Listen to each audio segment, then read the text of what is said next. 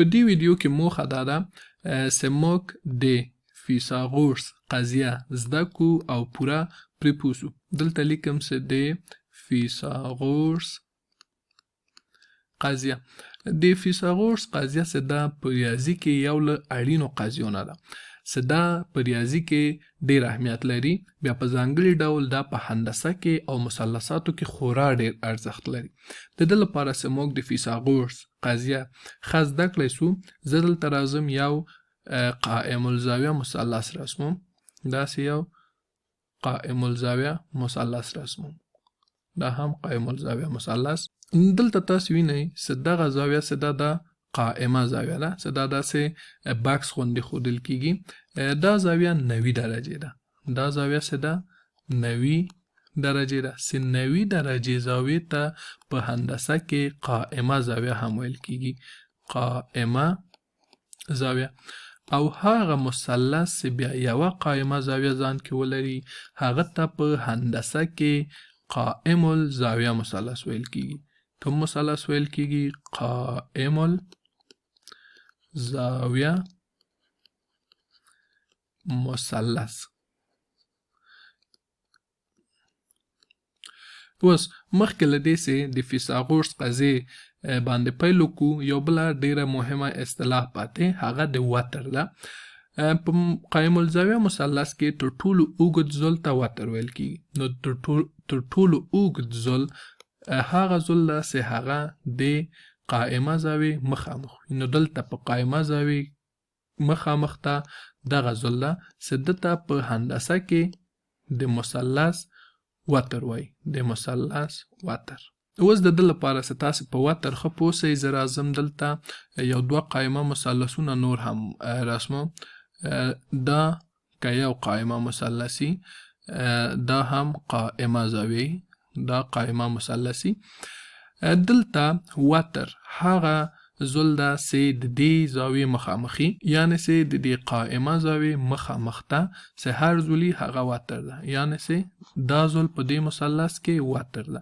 همداسې که یو بل مثلث هم رسم کم، داسې یو مثلث رسم کم، دلته نو بیا دا قائمه زاویه ده، دلته دا قائمه زاویه ده، او دې قائمه زاویې ته بیا مخامخ دا زل ده، مخامخ دا زل ده.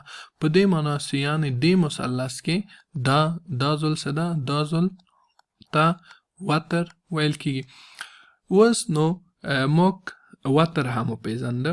اوس که چېرته موږ په قائمه مثلث کې وتر پسې وښایو، وتر پسې وښایو، او دا زل په A وښایو، او همداسې دا زل په B وښایو.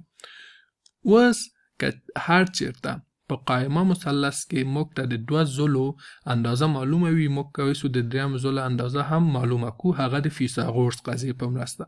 د فیثاغورس قضیه موږ ته داسې وایي چې د مثلث د دوو لنډو زلو مربعات یا د دوو قائمو زلو مربعات مساوي کېږي د وتر یا تر ټولو اوږد زل مربع سره. په دې معنا چې یعنې دلته د دې زل مربع چې دا A ده مربع، که له دې زل مربع سره چې B ده د B مربع سره جمع سي، دا مساوي کېږي د وتر له مربع سره، چې دا مساوي کېږي له C مربع سره. دا د فیثاغورس قضیه شوه. اوس د ده لپاره چې تاسې پرې ښه پوه شئ، راځو دلته یو څه عملي مثالونه کار کوو. په لومړي مثال کې که دلته موږ داسې یو قائم الزاویه مثلث ولرو، داسې یو قائم الزاویه مثلث ولرو، او موږ ته وویل سي چې د دې مثلث د دغه زل اندازه څه ده؟ 3 ده، او د دغه زل اندازه څه ده؟ دا 4 ده. نو تاسې د دغه زل اندازه چې زه یې دلته د پوښتنې په علامې نوموم دا پیدا کړئ. اوس دلته باید موږ لومړی وتر وپېژنو. نو دا قائمه زاویه ده، او دې قائمې زاویې ته مخامخ دا زل ده، دغه زل، یعنې چې دا وتر ده. که دا زه په C ونوموم، دا په C ونوموم، نو دا لږ لاندې راولم.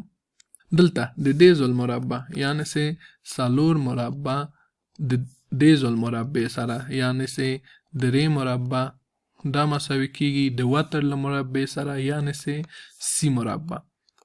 اوس 4 سے مربع سي کېږي 14، 14 او 3 سه مربع سي کیږي 9. دا مساوي کیږي له سی مربع سره. سی مربع اوس 14 او 9 کیږي 25 او سی مربع هم دلته په خپل ځای.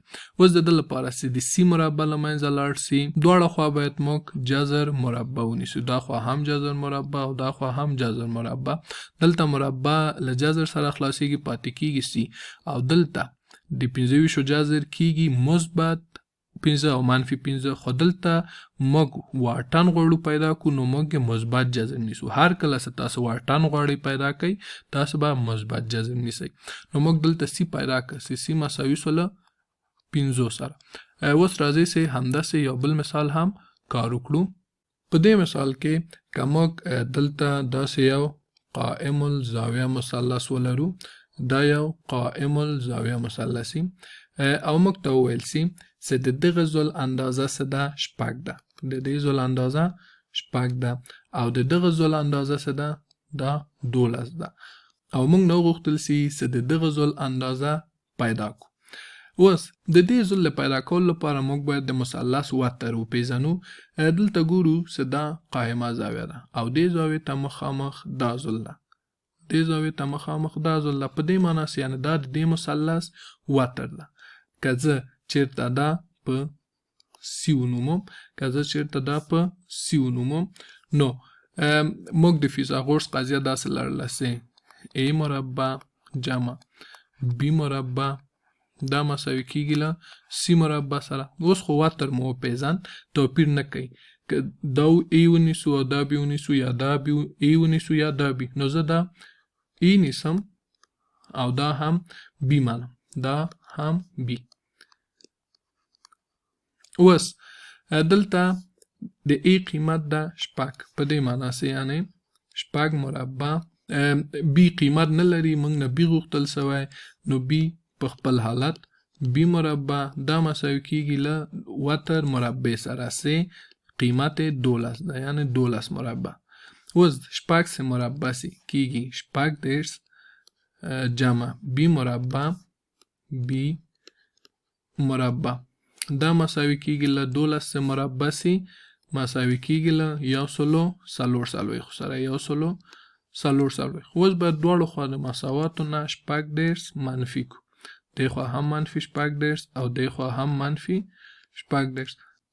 دې خوا د مساوات دا خلاصیږي پاتې کیږي بی مربع صدا مساوي کیږي له 140 خو نه 6 لاړ سي پاتې کیږي 108.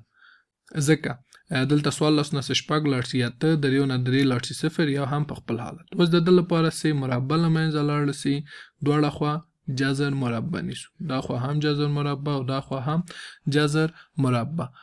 نو دا لږ نور هم لاندې راولم. دلته بی مساوي کیږي له جذر د 108 سره. صدا ډیری وخت کې په ریاضي کې همداسې لیکي خو که تاسو غواړئ لږ نور هم ساده کړئ دا کوئ چې تاسو د حوالیه عددو په ضریبونو تجزیه کوئ. هغه داسې چې 108 جذر لاندې دي دا که موږ د حوالیه عدد په ضریب تجزیه کړو لومړی په 2 ضرب 450 بیا دا هم په 2 ضرب د 28 هم په 3 ضرب د 9 او 9 هم 3 ضرب د 3. نو دا داسې لیکلی شو چې دا مساوي کیږي له جذر د 2 ضرب 2 ضرب 3 ضرب د 3 ضرب د 3. اوس دلته ګورو چې 2 دفعې 2 دی او 2 دفعې 3 نو دا جدا جذر کې لیکو چې دا مساوي کیږي له جذر د 2 ضرب 2 ضرب 3 ضرب 3 دا یو جذر کې نیسو او ضرب د جذر د 3 بل جذر کې نیسو. دا مساوي کیږي له 2 ضرب 2 4 ضرب 3 12 ضرب 3 14 جذر د 14 ضرب د جذر د 3. نو دلته جذر د 14 کیږي 14 ضرب د جذر د درې. نو دلته موږ د ده لږ ساده ډول پیدا که څه دلته دا بیرته لږ پاس ځم. د دې زول اندازه دا مساوي سوه له څو سره، د دې زول اندازه مساوي سوه د 6 ضرب د جذر د 3 سره. دې مثال د پورتني مثال سره یو څه توپیر لره.